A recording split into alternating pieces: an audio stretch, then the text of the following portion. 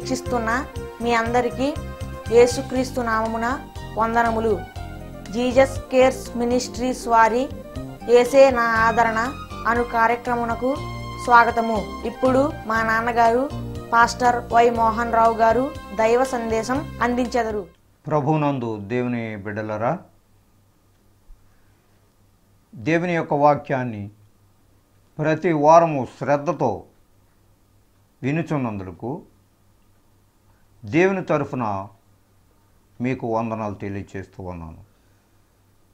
First, I am very thankful to God given this great opportunity to share this word of God with you happily every week.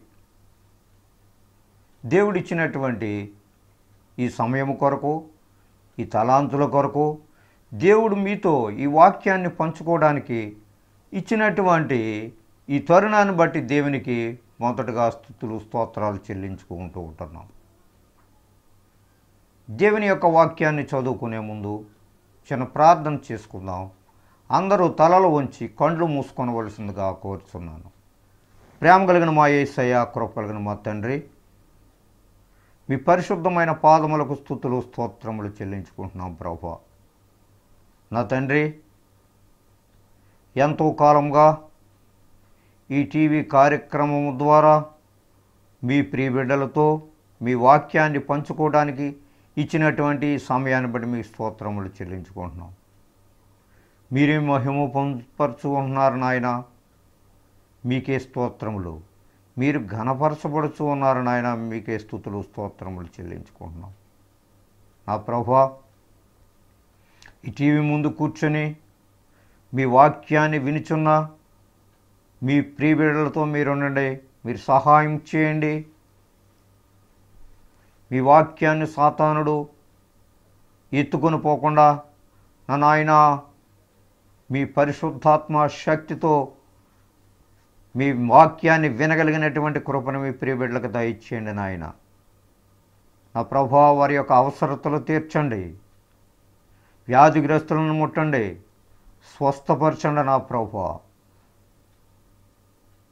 తద్వారా మీరే గొప్ప దేవుడు, సత్యవంతుడు, నీతివంతుడు, నేను కలిగి ఉన్నాననేటువంటి సత్యాన్ని ప్రతి ఒక్కరూ కూడా గుర్తెరిగి మీ అందు భయభక్తులు కలిగేటువంటి జీవితాన్ని ప్రతి ఒక్కరికి దయచేయమని, మారు మనసు లేనటువంటి బిడ్డలకు మారు మనసు దయచేయమని, రక్షణ భాగ్యం లేనటువంటి వారికి మీ యొక్క రక్షణ భాగ్యాన్ని స్వీకరించేటువంటి కృపను, ధన్యతను దయచేయమని, ఈ చిన్ని మనములు మీ పరలోక సన్నిధిలో చేరమని మా ప్రభును ప్రియకుమారుడైన యేసునామమున వేడుకుంటున్నాం తండ్రి, ఆమేన్. అపోస్తలుడైన పౌలు రోమీయులకు రాసినటువంటి పత్రిక 12వ అధ్యాయము 9వ వచనము నుంచి 13వ వచనం వరకు, మీ ప్రేమ నిష్కపటమునదై ఉండవలెను. మనము ఇతరులని ప్రేమిస్తున్నామని అంటే ఏ విధమైనటువంటి మనసుతోటి నీవు వారిని గౌరవిస్తున్నావు, ఏ విధమైనటువంటి ప్రేమతో వారిని స్వీకరిస్తూ ఉన్నావు, ఎటువంటి వారి పట్ల నీ యొక్క ప్రేమను అమితముగా చూపిస్తున్నావని అంటే ధనికుల పట్ల, నీకెవరో సహాయం చేసేటువంటి వారి పట్ల నీవు నీ యొక్క ప్రేమనే చూపిస్తూ ఉన్నావు. అటువంటి ప్రేమ దీనుల పట్ల కలిగి ఉండాలి. దీనుల యొక్క మనస్తత్వాన్ని ఎరిగి వారికి నీవు సహాయపడేటువంటి స్థితిలో నీవు కనపడాలి. అటువంటి వారిని నీవు ప్రేమించాలే తప్ప నీవెంతసేపు కూడా ఎవరిని ధనికులను ప్రేమిస్తూ ఉన్నావు, ఎవరైనా విందులో నీకు కనపడాలంటే పేదవారిని చూసి నీవు అసహించుకుంటూ ఉంటావు. వారి యొక్క స్థితిగతులను బట్టి నువ్వు దూరంగా పారిపోతావు. నువ్వు ఎవరినైనా ప్రేమించేదయ్యానంటే ధనికులని, నీకంటే గొప్పవారిని, నీ మనసులో ఏ విధమైనటువంటి కుతంత్రాలతోటి నీవు దాచుకుని, కల్మషాన్ని దాచుకొని వారితోటి కూడా నీవు ప్రేమ కలిగినట్లుగా నీవు నటిస్తున్నావు. అది కూడా నిజమైనటువంటి ప్రేమ కనపడటం లేదు ఎవరిలో కూడా. అయితే ఒక ప్రభు అయినటువంటి యేసుక్రీస్తు వారిని నీవు స్వీకరించినట్లయితే, ప్రభు అయినటువంటి యేసుక్రీస్తు వారిని నిజమైనటువంటి రక్షకుడిగా నీవు అంగీకరించినట్లయితే, నీలో నిజమైనటువంటి ప్రేమ ఎక్కడి నుంచి కనబడతా ఉంటుందో అది తేట తెల్లముగా తెలియపరచబడుతుంది. నిష్కపటమైనదై ఉండాలి, అంటే తేట తెల్లముగా ఏ విధమైనటువంటి కల్మషము లేకుండా ఇతరుల పట్ల నీవు ప్రేమ కలిగినటువంటి జీవితాన్ని జీవించాలి అని బైబిల్ గ్రంథం చెప్తావు. నీ ప్రక్కవారి పట్ల, నీ పొరుగువారి పట్ల, అనేకుల పట్ల నిష్కపటమైనటువంటి ప్రేమతో నీవు జీవించగలిగి ఉండాలి. అలా జీవించినట్లయితే దేవుని యొక్క కృప నీతో వెంబడిస్తూ ఉంటుంది. దేవుని యొక్క తలాంతులకు నీవు దగ్గరవుతూ ఉంటావు. ఇంకో మాట చెప్తున్నారు, చెడ్డదానిని అసహించుకొని మంచిదానిని హత్తుకొని ఉండి. దేవునికి స్తోత్రం. చూసారా, చెడ్డదానిని అసహించుకొని మంచిదానిని హత్తుకొని ఉండి. నువ్వు చెడ్డ మనుషుడు అయి ఉన్నావు కాబట్టి మంచి నీకు ఏమాత్రమో నీకు అక్కరలేదు. మంచి మాటలంటేనే నీకు ఎక్కవు. మంచి మనుషులను చూసి నువ్వు అసహించుకుంటావు. మంచి మనుషులతో నువ్వు సాంగత్యం చేయలేవు. మంచి మనుషులతో నువ్వు ప్రేమ కలిగి ఉండలేవు. ఎందుకనంటే నీవు సమస్తము కూడా చెడ్డ దాసుడు అయి ఉన్నావు. చెడ్డ వ్యక్తిగా ఈ లోకంలో నీవు ముద్ర వేయబడి ఉన్నావు. కాబట్టి అటువంటి ముద్ర కలిగినటువంటి వ్యక్తులతో నీవు సాంగత్యం చేస్తూ ఉన్నావు. అది నీకు చాలా ఇష్టము. నీవు మంచిదానిగా పరిగణింపబడిపోయి ఉన్నానని నీవు అనుకుంటున్నావు. కానీ బయటకు వెళ్ళిన తర్వాత ఆ ప్రజలే నీవెవరితోటైతే నువ్వు సాంగత్యం చేస్తున్నావో ఆ వ్యక్తులే నిన్ను చెడ్డగా ప్రోపకాండ చేస్తూ ఉన్నారో, చెడ్డగా నిన్ను పరిగణిస్తున్నారో, చెడ్డగా నిన్ను చెప్పుకుంటూ ఉంటున్నారో. కాబట్టి దేవునిలో నీవు మంచి వ్యక్తివైతే మంచి దానిని నీవు హత్తుకొని ఉంటావు. మంచి వ్యక్తుల పట్ల సాంగత్యం చేస్తావు. మంచి దైవజనుల పట్ల నువ్వు విశ్వాసం కలిగి ఉంటావు. ఆ దైవజనులు చెప్పేటువంటి వాక్యానికి నీవు విలువనిస్తావు. ఆ మంచితనము నీలో లేదనగా, ఆ చెడ్డ నీలో ముద్రింపబడిపోయి ఉందా కనుక ఆ చెడ్డ దాసుడు మాటలే నీకు కావాలి. ఆ చెడ్డ వ్యక్తుల మాటలే నువ్వు చూసి నీవు ఆనందిస్తూ ఉంటావు. నీకు కావాలి. అటువంటి మాటలతోటి చెప్పేటువంటి వారితో ఎక్కువ సాంగత్యం నీకు అవసరమై ఉన్నది. సహోదర ప్రేమ విషయములో ఒకని యందు ఒకడు అనురాగము గలవారే. చూసారా, సహోదర ప్రేమ యందు ఒకనినొకడు అనురాగము కలిగినటువంటి వ్యక్తులుగా, బాంధవ్యములు కలిగినటువంటి వ్యక్తులుగా నీ మనసును నువ్వు మార్చుకోవాలి. ఘనత విషయంలో ఒకనినొకడు గొప్పగా ఎంచుకొని ఇతరులను గౌరవించినట్లయితే నీకంటే ఇతరులు గొప్పవానిగా నువ్వు చెప్పుకో. ఇతరుల గురించి గొప్పగా నీవు మాట్లాడు. ఇతరుల పట్ల నీవు భక్తి శ్రద్ధలతోటి నీవు ఉండు. మంచి మనసు కలిగినటువంటి వ్యక్తివైతే నీవు ఏం చేస్తావు? ఇటువంటి చెడ్డ లక్షణాలన్నింటినీ కూడా దూరంగా తీసివేస్తావు. దూరంగా తీసివేసి మంచి దానిని నీవు హత్తుకుంటావు. కీర్తనల గ్రంథము 103 అధ్యాయము 6వ వచనంలో ఈ విధముగా మనతో మాట్లాడుతూ ఉన్నారు. The book of Psalms chapter 103 verse 6. యెహోవా నీతి క్రియలను జరిగించుచు బాధించబడు వారందరికీ న్యాయము తీర్చును. దేవునికి స్తోత్రం. హల్లెలూయా. యెహోవా నీతి క్రియలను జరిగించుచు బాధించబడు వారందరికీ న్యాయము తీర్చును. ఒకవేళ నీవు పేదవారిని అసహించుకున్నట్లయితే, చెడ్డవారిని నీవు తీసుకువచ్చి నీవు వాళ్ళకు ఆతిథ్యం ఇచ్చినట్లయితే, ఎందుకంటే నీ బాణి అటువంటిది కాబట్టి అటువంటి వారితో నీ సాంగత్యం చేస్తున్నావు. బైబిల్ గ్రంథాన్ని దూరంగా పెడుతున్నావు. బైబిల్ గ్రంథంలో ఉండేటువంటి మాటలను నీవు ఇష్టపడటం లేదు. కాబట్టి ఇక్కడ వాక్యం ఏం చెప్తుంది? నీతి క్రియలను జరిగించుచు బాధించబడి వారందరికీ న్యాయము తీర్చును.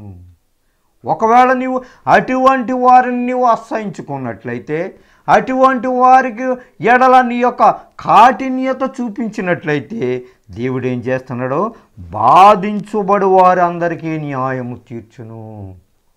అటువంటి వారిని నీవు బాధిస్తుంటే, అటువంటి వారి ఎడల, మంచి వారి ఎడల నీవు బురద జల్లుతూ ఉంటే దేవుని యొక్క కృప ఎవరి మీద ఉంటుంది? నీవెవరి మీద అయితే బురద జల్లుతున్నావో, ఎవరినైతే అసహ్యంగా మాట్లాడుతున్నావో ఆ బురద నీ మీదే తిరిగిపడుతుంది. అది నీకు కానటం లేదు, అది నువ్వు తెలుసుకోవటం లేదు. మంచి వ్యక్తి ఎప్పుడు కూడా, దేవుని యందు భయభక్తులు కలిగేటువంటి వ్యక్తి ఎప్పుడు కూడా నీతి న్యాయాలకి లోబడి ఉంటాడో, దేవుడు అతని పట్ల కృప చూపిస్తూ ఉంటాడో, న్యాయాన్ని జరిగించేటువంటి దేవుడు ఒకడు ఉన్నాడనేటువంటి సంగతిని నీవు మర్చిపోయి తిరుగుతున్నావు. పైకి భక్తిపరురాలుగా నీవు కనపడుతున్నావు, దేవునిలో నీవు చాలా చెడ్డ వ్యక్తిగా కనపడుతున్నావు అనేటువంటి సంగతిని నీవు మర్చిపోతున్నావు. కాబట్టి నీతి క్రియలు జరిగించేటువంటి యెహోవా నీకు దగ్గరగా ఉన్నాడు. బాధించబడు వారందరికీ ఆయన న్యాయం తీర్చేటువంటి దేవుడు. ఒకవేళ నీవు ఏ విధముగా ఇతరుల పట్ల చెడ్డగా నీవు ప్రవర్తించినా ఆ చెడ్డ నీ వెంటే ఉంటుంది తప్ప నీవు బాధించేటువంటి వ్యక్తుల పట్ల దేవుని యొక్క కనికరం ఉంటుందనేటువంటి సంగతిని నీవు మర్చిపోవద్దు. సహోదర ప్రేమ విషయంలో ఒకని యందు ఒకడు అనురాగము గలవారే ఘనత విషయంలో ఒకరినొకడు గొప్పగా ఎంచుకునిడి. ఇతరులను గొప్పగా చెప్పుకున్నట్లయితే ఆటోమేటిక్గా నీ యొక్క ఘనత దేవుని దృష్టిలో ఉంటుంది. ఒకరిని నీవు ఘనపరిచినట్లయితే ఆటోమేటిక్గా అవతల వ్యక్తి కూడా అదే విధమైనటువంటి రెస్పాన్స్ నీకు ఇస్తాడు. అతను కూడా నిన్ను ఘనపరుస్తాడు, అతను కూడా నిన్ను మంచిగా చెప్పుకుంటారు. మెట్టుకు ప్రతి ఒక్కరూ కూడా దేవుని దృష్టిలో ఘనముగా ఎంచబడాలి, దేవుని దృష్టిలో మంచిగా పరిగణింపబడాలి. మంచిగా పరిగణింపబడాలి అంటే నీ యొక్క మనసును మార్పు చెందేటువంటి వారుగా నీవు తయారవ్వాలి. నీ మనసును మార్చుకోవాలి. దేవుని యొక్క వాక్యముతో నీలో ఉండేటువంటి లోటుపాట్లన్నింటినీ కూడా నీవేం చేయాలనంటే సరిచేసుకోవాలి. 1 పేతురు 1వ అధ్యాయము 8వ వచనములో ఈ విధముగా వ్రాయబడి ఉన్నది. 1 Peter chapter 1 verse 8. మీరాయనను చూడకపోయినను ఆయన మిమ్ములను ప్రేమించుచున్నారు. చూసారా? మీరాయనను చూడకపోయినను ఆయన మిమ్మును ప్రేమించుచున్నారు. నువ్వెంత బుద్ధిహీనుడివైనా, నువ్వెంత బుద్ధిహీనురాలువైనటువంటి వ్యక్తివైనా కానీ దేవుని యొక్క భయము నీకు లేకపోయినా దేవుడు జాలి కలిగినటువంటి వాడు, కృప కలిగినటువంటి వాడు, ప్రేమామయుడు కాబట్టి ఆయన్ని నిన్ను ప్రేమిస్తున్నారు. లేకపోతే నీవు చేసినటువంటి అతిక్రమములను బట్టి, నీవు చేసినటువంటి మాయోపాయములను బట్టి, నీవు చేసినటువంటి దేవునికి విరుద్ధమైనటువంటి పనులను బట్టి, దేవుని యొక్క కార్యకలాపాలని, దేవుని యొక్క చక్కని వర్తమానాలనే వినేటువంటి వారిని వినకుండా చేసేటువంటి వ్యక్తివైనటువంటి నీవు చేసావో లేదో నువ్వు తెలుసుకో. దేవుని పట్ల ఏ విధమైనటువంటి పద్ధతిలో నీవు జీవిస్తున్నావో నీవు ఒకసారి నీవు అర్థం చేసుకో. అటువంటి అర్థం చేసుకోగలిగినటువంటి పరిస్థితిని నీవు కల్పించుకో. ఎలాగ కల్పించుకుంటావా అంటే దేవునిలో నీవు నిమగ్నమైనప్పుడు, దేవుని యందు భయభక్తులు కలిగేటువంటి జీవితం నీకు ఉన్నప్పుడు ఇటువంటి పనులకు దూరంగా ఉంటావు. దేవుని యొక్క కార్యకలాపాలలో మంచిగా పాలు పంపులు పొంది ఉంటావు. అంతే తప్ప దేవుని యొక్క కార్యకలాపాలను పాడు చేయవు. అలా పాడు చేయటం ద్వారా దేవుడు నిన్ను కూడా పాడు చేస్తాడు. ఎందుకనంటే నిన్ను కనిపించినటువంటి దేవుని పట్ల నీవు భయభక్తులుగా ఉండటం మానివేసి దేవుని బిడ్డల పట్ల వ్యతిరేకంగా నీవు జీవిస్తున్నావు. అయినను దేవుడు నీకు మంచి తరుణాన్ని ఇస్తున్నాడు, సమయాన్ని ఇస్తున్నాడు నువ్వు మార్పు చెందాలని. కానీ నీ వేళలా కూడా మార్పు చెందేటువంటి మనసు నీలో లేదు. అయినా చూడకపోయినను ఆయన ప్రేమించుతున్నాడు. ఇంకా నీవు ఆరోగ్యంగా ఉంటున్నావంటే, భూమి మీద సజీవుల లెక్కలో ఉంటున్నావని అంటే దేవుని యొక్క కృప ఉంది. ఆ కృప ఉన్నంతకాలము కూడా నీవు దేవునిని తెలుసుకోవడానికి ప్రయత్నం చేయి. ఇప్పుడు ఆయనను కన్నులారా చూడకయే విశ్వసించుచు మీ విశ్వాసమునకు ఫలమును అనగా ఆత్మరక్షణను పొందుచు చెప్పసైక్యము కాని మహిమాయుక్తమైన సంతోషము గలవారై ఆనందించుచున్నారు. దేవునికి స్తోత్రం. ఇటువంటి భ్రష్టమైనటువంటి వ్యక్తి అయినప్పటికీ కూడా, దేవుని తెలుసుకోలేనటువంటి వ్యక్తి అయినప్పటికీ కూడా, దేవుడు నీకు తగినటువంటి సమయాన్ని ఇంకా గడువు పెంచుతూ ఉన్నారు. దేవుని యొక్క సమయాన్ని ఇస్తున్నారు నీకు. కానీ నీవు తెలుసుకోకుండా ఏం చేస్తున్నావు అంటే సమయాన్ని వృధా చేసుకుంటున్నావు, పాటు చేసుకుంటున్నావు. నీ చెడ్డ లక్షణాలతోటి నీ జీవితాన్ని అంతటినీ కూడా ముందుకు తీసుకెళ్ళిపోతున్నావు. కానీ ఇదంతా కూడా ఒక రోజున నీవు లెక్క చెప్పవలసినటువంటి అవసరం ఉన్నది. ఏ లెక్క అయ్యానంటే దేవుని బిడ్డల పట్ల నీవు అసహ్యంగా ప్రవర్తించటమే. అదే నీ యొక్క లెక్క. దేవుని గురించి అసహ్యంగా మాట్లాడటమే అది నీ యొక్క లెక్క. నువ్వు డిస్గైజ్ ఆ యొక్క మారువేషంతో నువ్వు జీవించటమే ఆయనకు లెక్క చెప్పవలసినటువంటి పరిస్థితి ఒకనొక రోజున ఉన్నది. కాబట్టి దేవుని యొక్క ప్రేమ నీలో ఉన్నట్లయితే ఈ విధమైనటువంటి చెడ్డ లక్షణాలకే దూరంగా ఉంటావు. కాబట్టి నువ్వేం చేస్తున్నావు? చెడ్డదానిని అసహించుకొని మంచి దానిని హత్తుకొని ఉండి. మంచి దానిని హత్తుకొని ఉండి అంటే నువ్వేం చేస్తున్నావు? దానికి క్వైట్ ఆపోజిట్గా నువ్వు చేస్తున్నావు. చెడ్డ దానిని హత్తుకొని ఉంటున్నావు. ఆ చెడ్డలాగే ఉంటుంది. పథ్యం చేయాలనే ఆపరేషన్ వ్యక్తికి డాక్టర్ గారు చెప్తే నీవు పథ్యం చేస్తున్నానని చెప్తున్నావు ఇతరుల దగ్గర. కానీ నీవు ఏ విధమైనటువంటి పథ్యం చేయట్లేదు. నువ్వే పాడైపోతావు. ఆ రోజు నీకు వస్తుంది. ఆ పాడైపోయేటువంటి రోజు నువ్వు కావాలని కోరుకుంటున్నావు చేతులారా. అప్పుడు నువ్వు చింతించవలసినటువంటి పరిస్థితి ఏర్పడుతుంది. ప్రభునందు దేవుని బిడ్డలారా, దేవుని యొక్క వాక్యం నీతో సూటిగా మాట్లాడుతుంది. ఇక నుంచి అయినా నీ మనసును మార్చుకో. దేవుని యందు భయభక్తులు కలిగేటువంటి జీవితాన్ని నీవు సంపాదించుకో. కాబట్టి ఘనత విషయంలో ఒకరినొకడు గొప్పగా ఎంచుకొనిడి. ఎదుటి వానిని నువ్వు గొప్పగా ఘనముగా చెప్పినట్లయితే దేవుడు ఆటోమేటిక్గా నీ యొక్క ఘనత పరలోకములో ఎక్కువగా కనబడతా ఉంటుంది. ఆసక్తి విషయంలో మాంద్యులు కాక ఆత్మయందు తీవ్రత గలవారై ప్రభువును సేవించుడి. దేవునికి స్తోత్రం. ఆసక్తి విషయంలో మాంద్యులు కాక ఆత్మయందు తీవ్రత గలవారై ప్రభువును సేవించుడి. మాంద్యులు, బద్ధకము కలిగినటువంటి వారు, ఏదో రకమైనటువంటి మాటలు మాట్లాడేటువంటి వారు, ప్రభువును వ్యతిరేకముగా మాట్లాడేటువంటి వారు, ప్రేమ విషయములు ఇంకొక రకమైనటువంటి మాటలు మాట్లాడేటువంటి వారు. కాబట్టి అటువంటి వారై ఉండకుండా ఏమంటున్నారు ఇక్కడ? ప్రభువును ఆత్మయందు తీవ్రత గలవారే ప్రభువును సేవించుడి.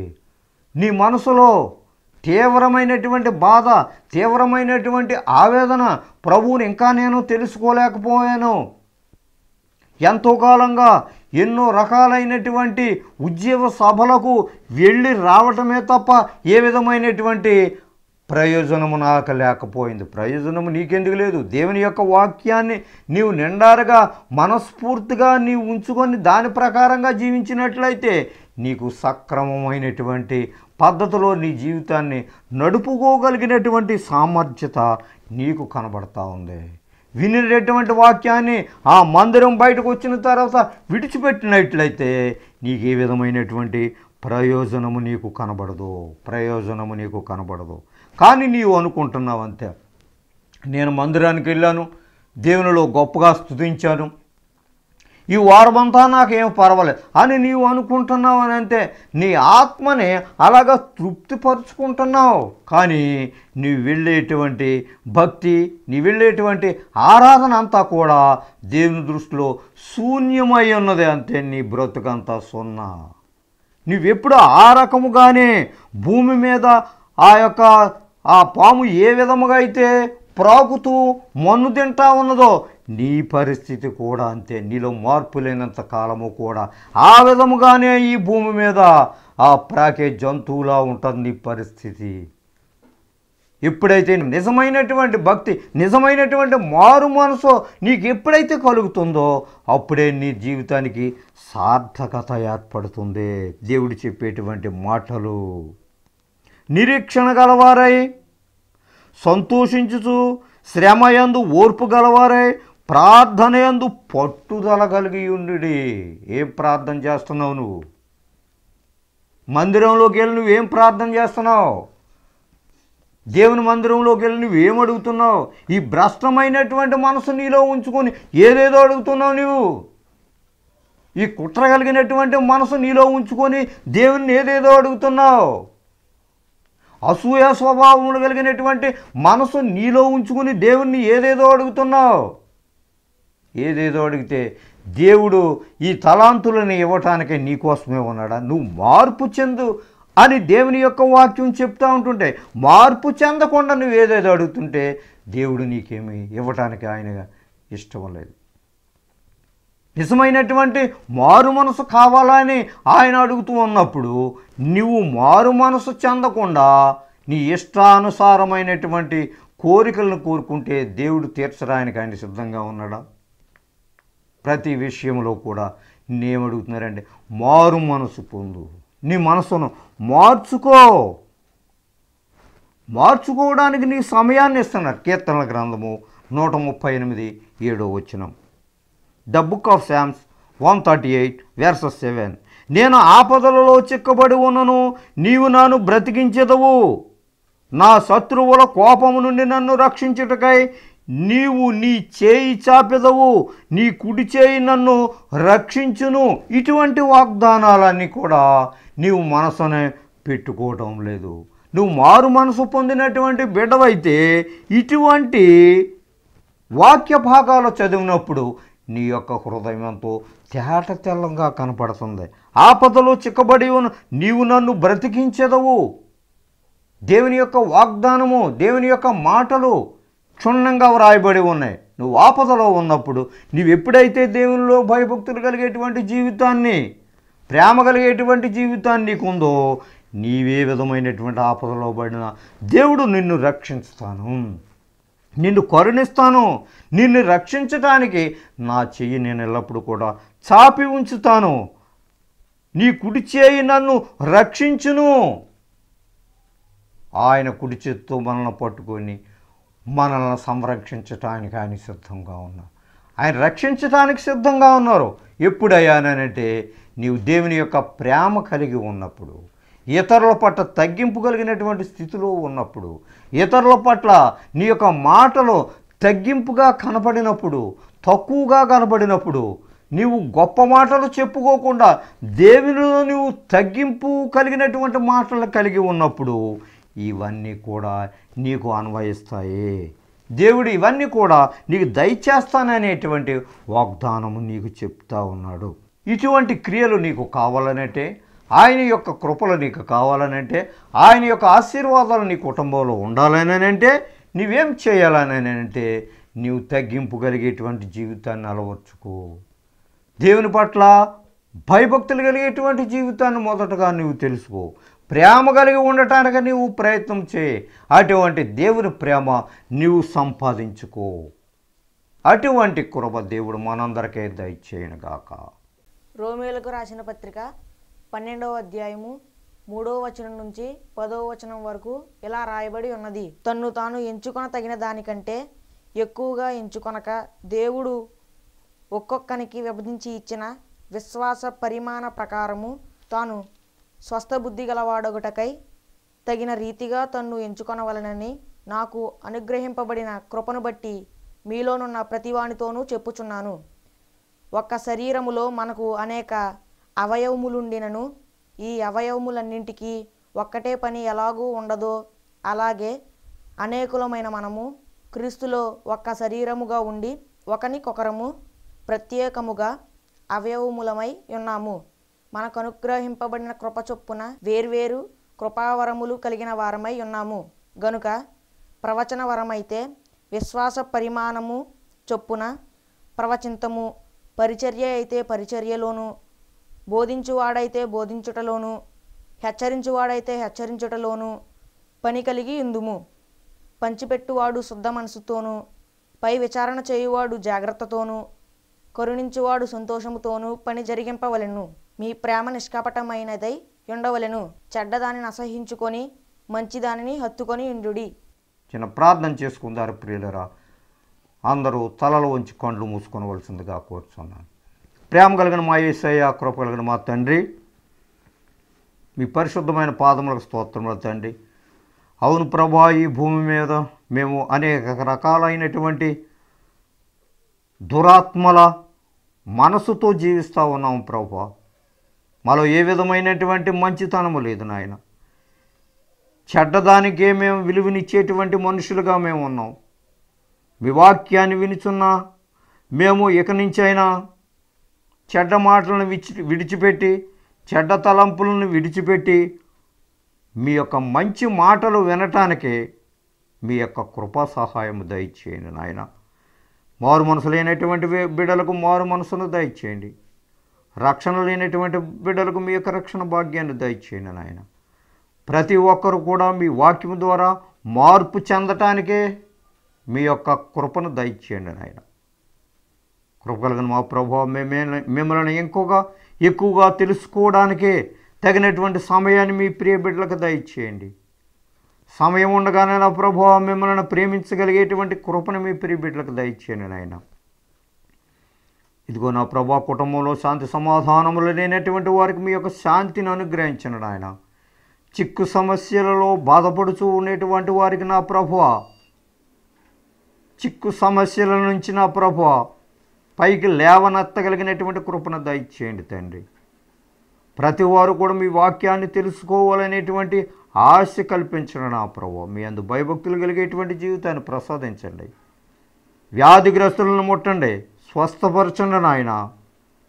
మీ కృపను వారికి దయచేయండి నా ప్రభువా. వీటికి మీ అందు భయభక్తులు కలిగేటువంటి జీవితాన్ని ప్రతి ఒక్కరికి దయచేయమని ఈ చిన్ని ప్రార్థన మీ సముఖంలో చేర్చుకోమని మా ప్రభుని ప్రియకుమారుడని యేసునామమున వేడుకుంటున్నాం తండ్రి. ఆమేన్. మన తండ్రి అయిన దేవుని ప్రేమ, కుమారుడైన యేసుక్రీస్తు వారి యొక్క కృప, పరిశుద్ధాత్మ యొక్క అన్యోన్య సహవాసము మనకును ఆయన నమ్మిన బిడ్డలకును, ముఖ్యంగా ఈ టీవీ ముందు కూర్చొని మీ వాక్యాన్ని విరిచిన మీ ప్రియ బిడ్డలపై మీ మెండైన దీవెనలతో నింపుముగాక. ఆమేన్.